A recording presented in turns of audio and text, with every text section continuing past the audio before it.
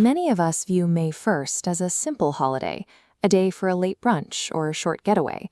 However, the origin of this day off is rooted in a deeply violent struggle for basic human rights. In the late 19th century, factory life was a test of physical endurance. Workers operated heavy machinery for 12 to 16 hours a day, 6 days a week, surrounded by massive piles of raw material. This exhaustion sparked a revolution. In May 1886, thousands of Chicago workers walked out of their shops to demand a new standard: 8 hours for work, 8 hours for rest, and 8 hours for what we will. On May 4th, at Haymarket Square, a bomb was thrown during a peaceful gathering, and police opened fire into the crowd.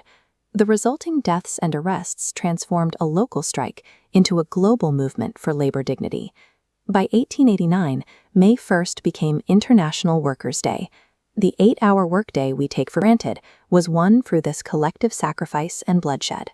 While the West was organizing, colonial India was beginning its own domestic labor awakening.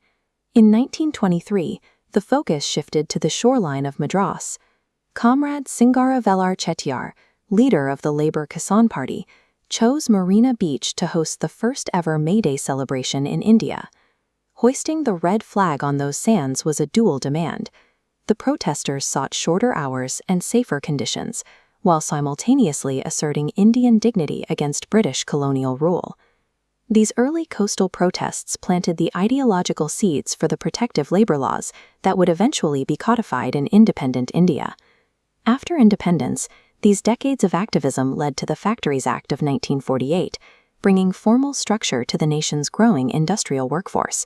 This act established legal requirements for workplace safety, the Employee Provident Fund, and minimum wage floors.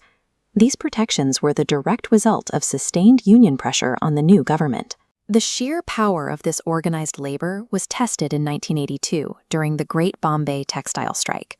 Led by Datta Samant, 250,000 workers across 65 textile mills walked off the job, demanding better wages and the recognition of their collective bargaining rights. The strike eventually led to the decline of the traditional mill industry in Mumbai. As the industrial era faded, the city began a decades-long transition, eventually redeveloping that land and capital to become the service and financial hub it is today.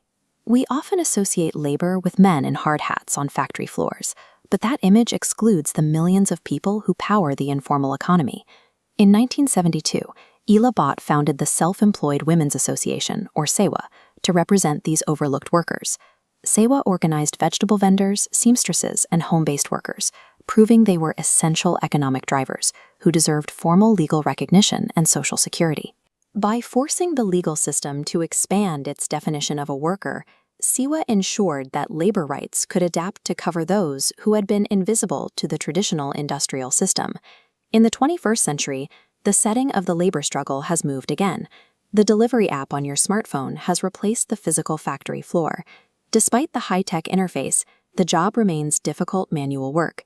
Gig workers navigate heavy traffic and carry heavy loads through all weather conditions to meet algorithmic deadlines. These companies often classify their delivery riders as independent contractors. This allows them to bypass the minimum wage and safety net laws that have protected Indian workers since 1948. This algorithmic classification creates a new kind of invisible factory, where a century of hard-won legal protections can be stripped away by a single line of code. India is now drafting new labor codes specifically designed to bring these millions of gig workers back into the legal safety net. Without these updates, an app-based worker today faces the same legal vulnerability as an unprotected factory hand in 1886. These new codes aim to establish floor wages and digital social security frameworks, ensuring that labor rights remain relevant in an app-driven world. The fight for dignity that began in Chicago and Chennai is actively happening inside the apps we use every day. Our modern rights require constant vigilance to ensure every worker is seen and protected.